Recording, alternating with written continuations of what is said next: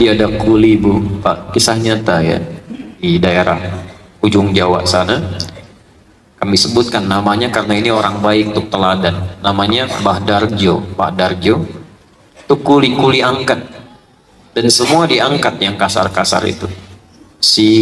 Ya, peras, batu, disuruh orang angkat. Dan kadang-kala tidak sedikit yang mencela ketika mengangkat itu, direndahkan posisinya. Saya dengan cepat qadar Allah meninggal dunia sesuai ajalnya. Wafat dimakamkan samping orang saleh. 9 tahun kemudian, ini kisah nyata, cucunya meninggal. Cucunya. Ayahnya menginginkan dimakamkan di samping kakeknya, Pak Darjo tadi. Begitu akan dimakamkan, spesiesnya nggak terlalu longgar, jadi harus dibongkar sedikit tadi makam kakeknya itu. Begitu dibongkar, dalam 9 tahun setelah dimakamkan, bukan cuma jasadnya, kafannya plus papan penutupnya masih utuh. 9 tahun.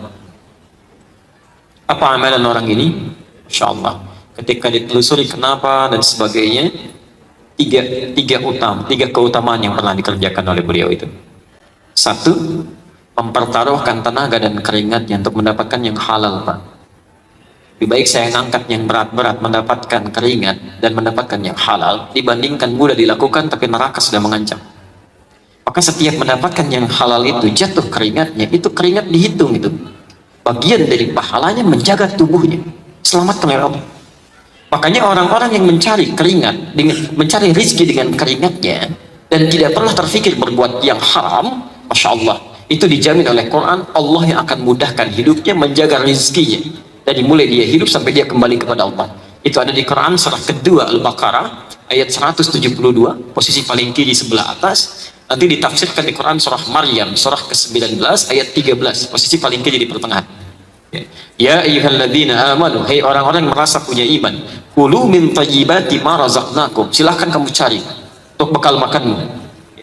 Min thayyibati, yang baik-baik, ma razaqnakum, kami yang sediakan. Saya agak cepat sedikit. Hukum mencari rizki, hukumnya secara umum ada di Al-Baqarah ayat 168, posisi paling kanan sebelah bawah.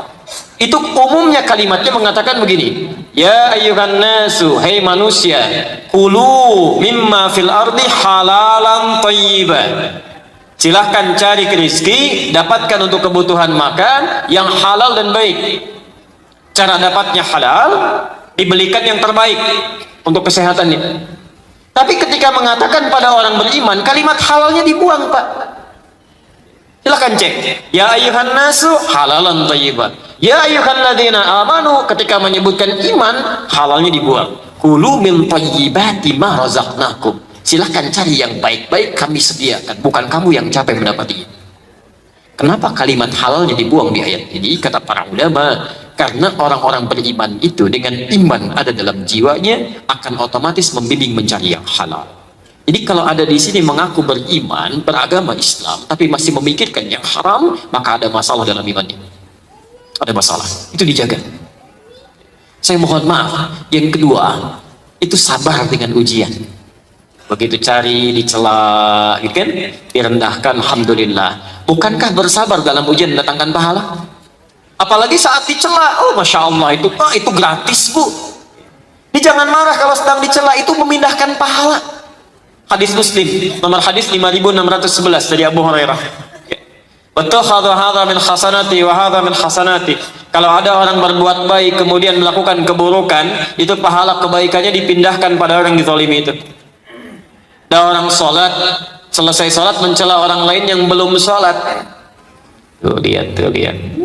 Baru ngambil wudhu aja belum, kita udah jamaah kan, alhamdulillah, ya kan? Nah, itu ketika mengucapkan kalimat itu, maka pahala sholatnya pindah pada orang bersangkutan. Selesai. Masya Allah, berapa banyak pahala yang dapat oleh orang tadi. Yang ketiga, ini yang belum bisa saya lakukan sampai hari ini pun, Masya Allah, beliau mengikuti sunnah-sunnah orang-orang soleh sebelumnya, salafus soleh. Ibu, bapak sekalian, ini bocoran sedikit ya antara kita aja di sini hari ini. Ada kebiasaan amalan dari sahabat Nabi sampai generasi setelahnya. Kalau sebelum tidur, itu suka punya amalan-amalan khusus dari petunjuk Nabi. Ada yang baca Quran dulu sampai lelah baru tidur. Ada. Kalau ibu bapak, misal ya, nanti dalam waktu senggang baca kitab Imam An-Nawawi, kitab At-Tibyan, Terbitan Darun Nafais itu yang warna kuning, ada 187 halaman. Posisi di halaman ke-46, paragraf yang kedua, baris yang ketiga sampai baris kelima. Itu dikisahkan oleh beliau, ada seorang salaf yang kalau mau tidur itu baca Quran dulu, Pak. Ya, biasanya baca Al-Baqarah. Satu waktu tertidur, Al-Baqarahnya belum kebaca. Itu tiba-tiba tengah malam bangun, terkejut dia mimpi, temannya sampai kaget. Masa bakatnya, kamu kenapa? Kata orang ini, wallahi laqad atahaddil Baqarah. Saya mimpi tadi, saya diseruduk Al-Baqarah. Saking baca ayat itu sehingga menjadi bagian dari hidupnya.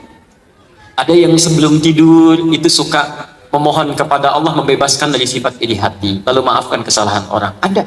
Itu di Musannaf Abdul Razak nomor hadis 20.559 ya, jilid ke-11 halaman 187 dari Anas bin Malik. Itu disebutkan oleh Nabi besoknya sebagai ahli surga. Ketika kata Anas, bainama nahnu julusun 'inda Rasulillah. Ketika kami sedang duduk-duduk bersama Rasulullah di Masjid An-Nabawi, fa idza yaqul, tiba-tiba berkata, sayatlu 'alaikumul ana min hadzal fajji rajulun min ahlil jannah. Sekarang akan nampak pada kalian di pintu yang ini seorang lelaki calon penghuni surga. Fa idza rajulun min ansarin, tiba-tiba yang nampak seorang lelaki ansar. Tantafu lihyatu min atharil wudu, janggutnya masih basah dengan air wudunya. Tangan kirinya memegang sendal, masuk ke masjid 3 hari berturut-turut, yang disebutkan orang itu saja yang muncul. Diikuti fatabi'ahu Abdullah bin Amr bin Al-As, diikuti oleh Abdullah bin Amr bin As ke rumahnya. Ya, fabata fihi 3 ayyamin, maka menginap di rumahnya 3 hari. Malam pertama ternyata tidak tahajud, artinya tidak rutin. Malam kedua, masya Allah, bacaan Qurannya tidak seindah Abdullah bin Mas'ud. Abdullah bin Mas'ud itu kalau baca Quran berubah, itu malaikat turun. Pernah satu kali beliau baca Quran, tiba-tiba angin bertiup kencang, pohon-pohon sudah mulai bergoyang-goyang. Berhenti, itu berhenti. Baca lagi, nyambung lagi. Saking kagetnya, diam diadukan pada Nabi. Ketika Rasulullah SAW menerima berita itu, kata beliau, tahukah anda, at-tadri, tahukah anda, ketika anda sedang bacakan, malaikat berebut turun mendengarkan bacaanmu. Kalau diteruskan bacaanmu akan hancur tempat-tempat di sekitarmu itu. Insya Allah, saking indahnya. Makanya Abdullah bin Mas'ud di muka bumi diciptakan cuma 1. Coba kalau semuanya ini seperti Abdullah bin Mas'ud, masya Allah, habis ini pasar raya, kita begitu dibacakan ya. Makanya ketika bapak ibu baca Quran, termasuk saya, malaikat gak pada turun. Cuma dicatat pahalanya gitu ya, cuma dicatat. Baik, hari ketiga ternyata tidak puasa sunnah, nggak terlalu rutin, sehingga bingung ini orang apa amalannya. Allahu Akbar. Ketika dia akan pergi, baru dikabari, ya, saya punya amalan nggak canggih-canggih seperti yang lain. Saya cuma membiasakan sebelum tidur di keheningan malam memohon supaya dibebaskan dari sifat iri hati dan memaafkan kesalahan orang lain. Kata Nabi, surga itu surga. Nah, Mbah Darjo tadi mencari yang paling ringan, bersolawat pada Nabi setiap sebelum tidur. Allahumma shalli ala Muhammad wa ala ali Muhammad. Itu sampai basah lisannya, sampai lelah baru tertidur. Dan kesaksian keluarganya pernah ketika membacakan itu sampai hitungan 16.000 salawat pada Nabi. Bukankah Nabi mengatakan, man shalla alaihi salatan wahidah sallallahu alaihi asyra salawat, siapa yang bersalawat kepadaku 1 kali, Allah membalasnya 10 kali. Maksud saya, mohon maaf ya, kalau beliau dipanggil pulang duluan, telah menghadap Allah, barangkali menurut Allah dosanya begitu kecil, amalnya sudah banyak, dijadikan hikmah untuk kita. Kalau saya, anda, kita dihidupkan sampai hari ini, belum mau diampuni dosa juga, dengan cara apa lagi Allah mesti ampuni dosa kita? Cobalah, coba duduk merenung pelan-pelan, satu saat kita pulang, saat kita meninggal. Dunia aja begitu dicari luar biasa, berangkat gelap, pulang gelap, dikumpul-kumpul. Apa anda pikir akan dibawa ke akhirat? Tidak. Jadi yang sementara aja begitu serius, kenapa yang hidup abadi tidak dicari dengan serius? Ini bapak ibu misalnya bekerja, beli handphone, dapat handphone, alhamdulillah, begitu meninggal dibawa ke handphone itu?